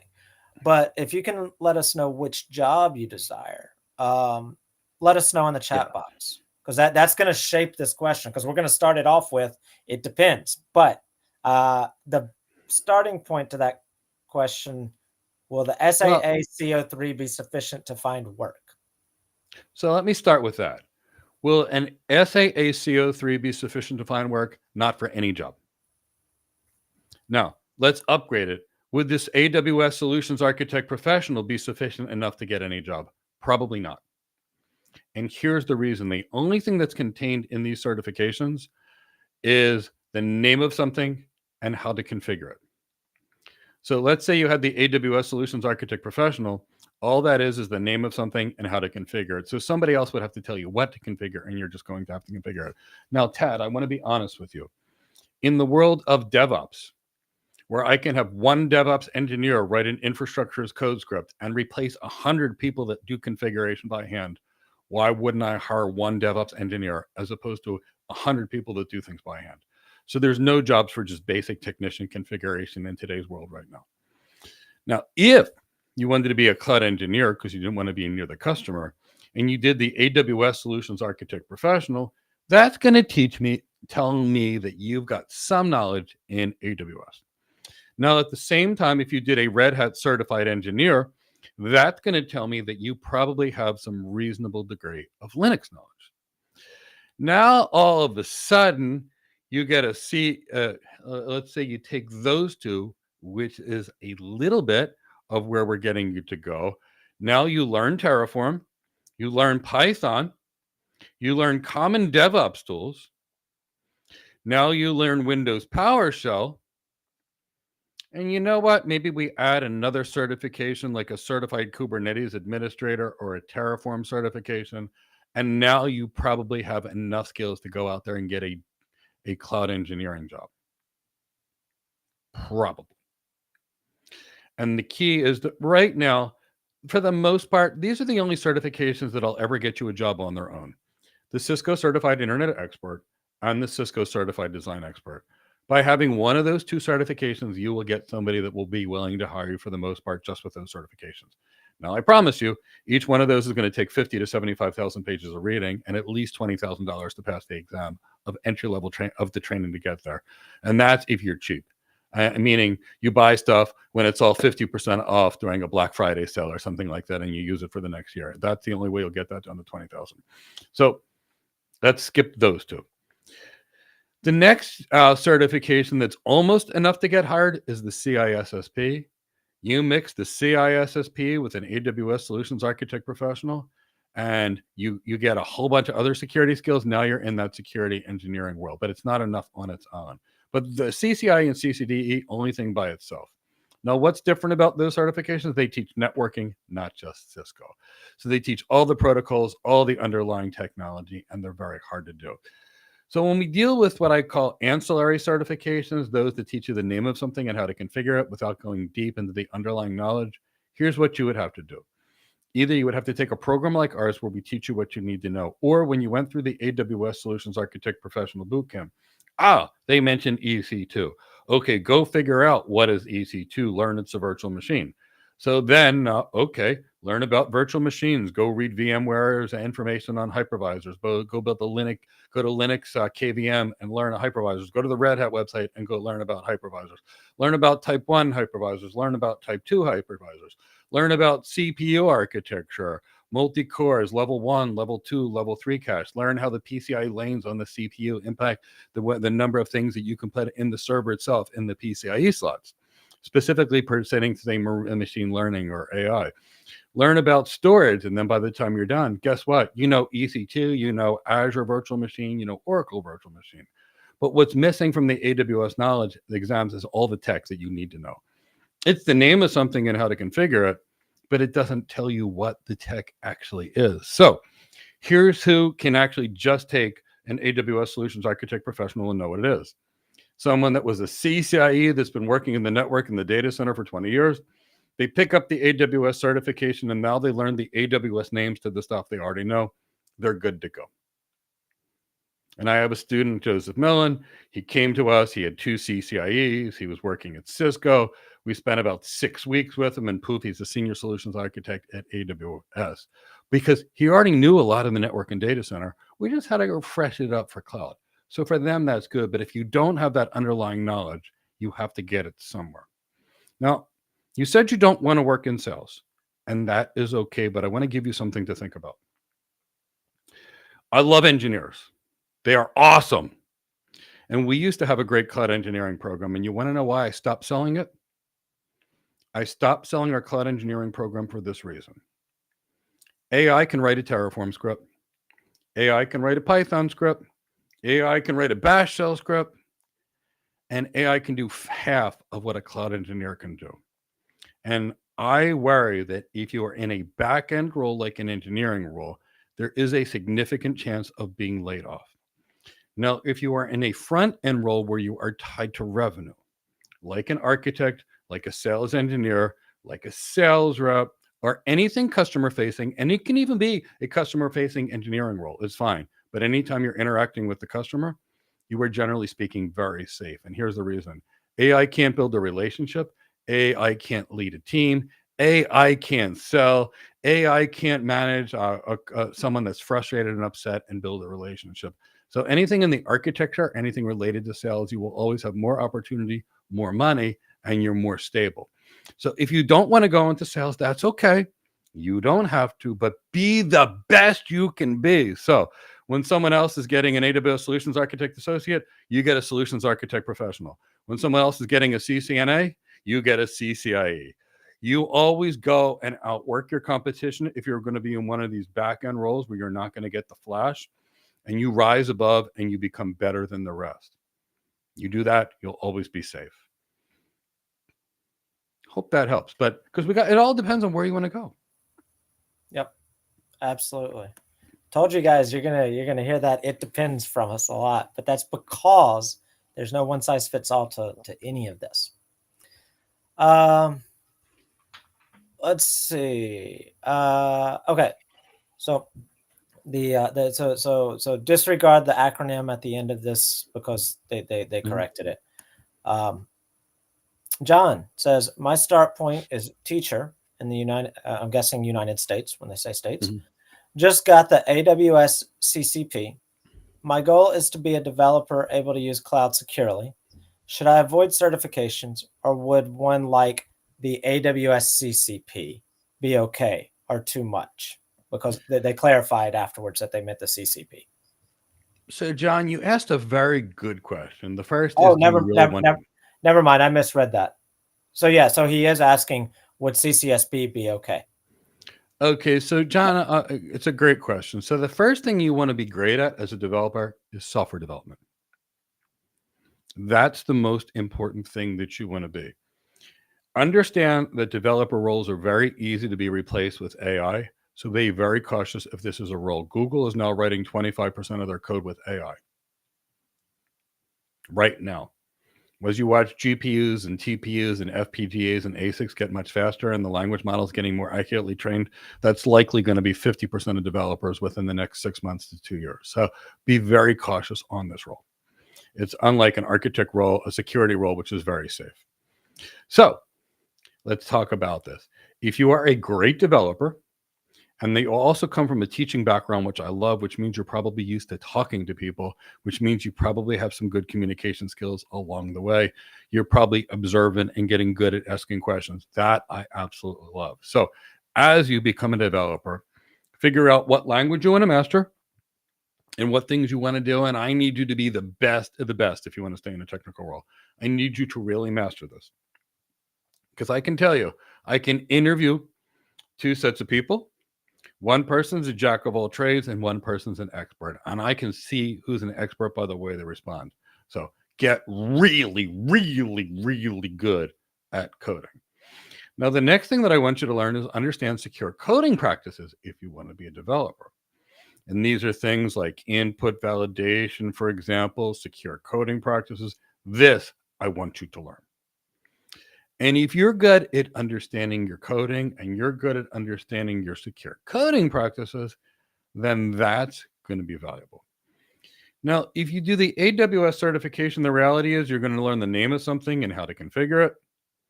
And that's not going to hurt you if you're going to be deploying your own systems in the cloud. But if you're a developer, you might be writing the code and somebody else might be deploying them for you, like an engineer. So that's something to question. Now, are you going to learn any security with the AWS stuff? Not really. I mean, here's the sad reality. Mark Milovanovic and I created a complete and total AWS Security Advanced course. And we created the slides And then Mark and I looked at it and said, there's no security in here. There's nothing which teaches you how to create a secure system. There's nothing which teaches you the vulnerabilities that exist. There's really nothing that goes into the weak points in the system. And all it is the name of some AWS proprietary security services, which I usually can't use in my multi-cloud environment, and how to configure them. And it didn't talk about any of the things that I would care about from security. So I went, I don't even want to teach it. I didn't want to put my own name and signature on that content. So the key is if I would focus on being a great developer. Now, if you want to learn security, and this might be something you might think about, would it make sense to do a CISSP or a CCSP? Yes. And if I was going to be you and I was going to go into software development in the world of 2025, which I don't actually recommend because AI can do so much of the developer's job right now. But let's say you love to code, and we all have to go after our passions. I would learn secure coding and I would learn secure development. I would also get a CISSP or a CCSP. And that way, if and when the machines start to write their code completely 5 years from now, you will have the skills to pivot into application security and or information security, cybersecurity, or security architecture, which will pay you 2 to 3 times more and isn't a risk. Right now, there is a global shortage of 4.7 million qualified cybersecurity personnel. It is so bad that the World Economic Forum is now trying to figure out a solution to it because it's so threatening to the global economy, the severity of the cybersecurity weaknesses. So think that. So if you're motivated enough to learn security to try and code well, I'd say do a CCSP, and there's a free CCSP bootcamp on our YouTube channel. I'm happy for you to go through, or do the CISSP, maximize that, and keep honing your communication skills, your presentation skills, emotional intelligence, etc. And that way, John, if you've got your application developer, because that's your dream, that's your love, I personally think that's a very short-term and dangerous career. You've got the ability to be now nimble and pivot into an area where you're going to have much more opportunity at a much more higher salary. And if you continue to focus on all those skills that you probably gleaned as a teacher, like communication and educating and creating a culture, those kind of things, now anytime you want, you'll be able to move in from any of those security roles into bigger roles, architecture roles, or maybe even an application architect role. So that's what I would do. And I love the question you asked. All right. Good question.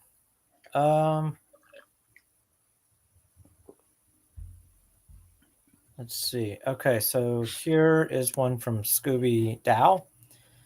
Is a freelance cloud architect who interacts with shareholders and business executives of clients a feasible career path for a late 50s individual who recently moved back to the US? So here's what I would say.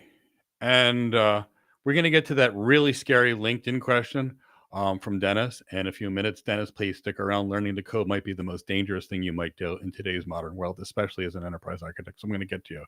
But even for regular people, I don't know if it makes sense to learn to code in today's world. So here's the problem. If you told me you were 60 years old and you just came back to the US and you wanted to work as an architect for a big business, I'd say, Scooby, no big deal. If you told me you were 63 years old, I'd say, fine. 63-year-old Sig, we got him his first job. 60-year-old Robert, we got him his first architect job. That's not a big deal. But now you're trying to tell me you want to come in and start your own architecture business? And you want to be freelance? Now, how are you going to get your clients freelance? Do you have contacts with the chief information officers of other organizations right now? Do you have connections with the chief executive officers and financial officers that are going to bring you in for this stuff? Do you have a track record of success? See, for Russ White, for David Lithicum, for me, we've been architects for 25 years. We've helped lots of companies start their businesses, grow their businesses, and achieve success. All I've got to do is pick up my phone and call somebody and say, I'm looking for a new role. Do you have any architecture projects? I called 10 people. I have 3 job offers. Any contract, because I've done it and I've delivered, but I've got that name. If I didn't have that name, Scooby Dell, here's what I'd have to do. I'd have to now start my own architecture consulting firm. Now, here's the key. Remember, architecture takes a team. So now you're not going to be able to know everything. You're going to have to build an architecture team. So you're going to need some security people, some networking people, some application people. some AI people at bare minimum, and some big data people, minimum. Now, these are going to be the people that design it. Now, you're also going to need builders to be part of your business, to go build the stuff if you're going to outsource it. Now you're competing with Accenture, Deloitte, KPMG, Capgemini, PricewaterhouseCoopers, and you're also competing with AWS, Azure, Cisco, IBM, Google, and HP. So I probably wouldn't try to do this. So here's my perspective. My perspective is that you could be trained to get a job as an architect. And here's why people typically try to subcontract. When I was a network engineer and I passed my CCIE exam, CCIEs on salary were getting paid about $200,000 a year back in 2000. And CCIEs that worked on contracts were getting paid $110 an hour. So a little over $300,000 a year. So we're going from contract to contract to contract. But now, in this particular case, but in this case, you could just architect jobs, they pay well. You know, I'm seeing people with the first job at 150. I'm seeing with people that I've had that have experience getting $300,000 and $400,000 plus jobs. Oh, got a $420,000 job, or no, $409,000 job after our training at Google. So I'd rather say work for a company here. In this case, it's going to make more sense financially. All right. So we will close out with this question from LinkedIn. Good question to end on, I think. Yeah. From Dennis. Every tech industry is talking about learning to code, Python, etc. Is it something you want to learn as an enterprise architect? Dennis, here's the best advice I can give anybody. Please don't learn to code. Please don't learn to code. And please don't learn to code. And here's the reason. Dennis, right now, you tell me a Python script you need written, I will write it in AI in the next 30 seconds. And I have no idea how to code. I'm an enterprise architect. We don't code. But it's that bad. Google is writing 25% of its code right now. So what is enterprise architecture, Dennis? It is about aligning an organization's people, its processes, and technology. You won't be allowed to touch the technology. You will be leading teams. Now, Dennis, what is the biggest problem in cloud architecture and enterprise architecture is that 70 to 80% of the time, the architectures don't drive any business benefit whatsoever. So Dennis, every time I see an architect that goes on LinkedIn and says, look, I'm learning to code Python, I basically cry internally. And I cry internally because their skill is their whole job is about making an organization's business better. And then they learn something that's completely unrelated to their job and they fail 4 out of 5 times at their job. It's literally that bad. I'm not joking. 70 to 80% of all cloud architectures are disasters. 70% of all technology projects are disasters. And why is that? Because our architects, specifically our enterprise architects, need to be focusing on this strategy of the vision, the organization's key business processes, re-architecting those business processes, be understanding the organization's technology needs, being able to say, if this is the business process of the future, what technology roadmaps do we need? Do we assess things? So let me give you an example of some things that we actually do as enterprise architects, and then I'll tell you why you don't need to know Python. We develop and maintain enterprise architecture frameworks. We create technology roadmaps aligned with business objectives. We design future-proof our future state architecture models. We evaluate emerging technology and see what business impacts it could have. We collaborate with stakeholders to understand their business needs. We manage enterprise architecture documentation, conduct gap analyses between current and target architectures, oversee system integration efforts, assess and mitigate IT-related risks, develop and enforce architecture standards and best practices, optimize IT resource allocation, build impact analysis of various technologies, create and maintain enterprise data modules, design flexible, agile, and scalable solutions, evaluate technology platforms, conduct technology audits, participate in strategic planning sessions, develop migration strategies. So that's what we're doing. And there's nothing related to code in there. So every time I see an architect that learns to code, what I'm saying is great. I have a doctor that decided that they're going to go learn how to be a nurse. And they're going to hope it's going to make them a better surgeon. And it just won't. So I don't recommend learning Python. I don't recommend anybody learning Python unless they want a career in cloud engineering or DevOps engineering. And generally speaking, I stopped recommending coding careers about 5 years ago when I knew AI would be able to take care of much of the coding. Hope that helps. All right. And that's great. It was nice to see you. And we're happy to help. All right. So thank you. Thank you, everybody, for joining us today. I know it has been a great conversation for me. Great conversation for you all based off of the interactivity and the chat box there. So, Mike, any last words for us as far as planning or architecting your tech career? Yeah. So ultimately, we all have a plan. Now, there's two kinds of plans we have. We have the plans we make, and we have the plans that we follow and execute upon, or we have the random plan of life if we don't plan it ahead of time. Meaning, we're adhering to somebody else's plan. Now, I don't know about you. If you go for a job interview, and here's the reality, and all of you can get hired. I post a job, I get 1,000 applicants. Out of the 1,000 applicants, 850 instantly disqualified themselves because they couldn't fill out a form correctly. So now out of that 1,000, I'm down to 150. Of the 150 that are left, now I start looking about who I'm going to interview, and then I interview about 50. And I'm telling you, I can interview all 50 and not find anybody and have to start that whole process again, and again for 6 months. And many companies do that. And I've been in that. And I'm telling you, if you're great, you don't have a hard time going on a job. If you're great, you go on an interview when you get hired. You don't get told to come back when you have experience. If you're good, you get hired. If you've been on 3 interviews and haven't been hired, there's a problem.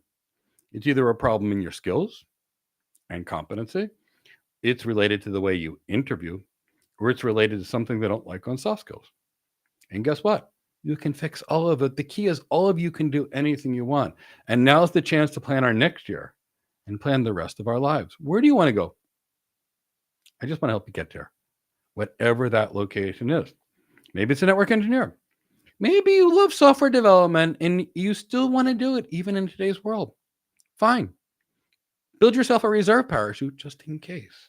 It doesn't matter. So figure out where you want to go, master the skills that you need to be great, and go out there and be absolutely great. I hope to see you tomorrow. Tomorrow, I think we're doing career stuff.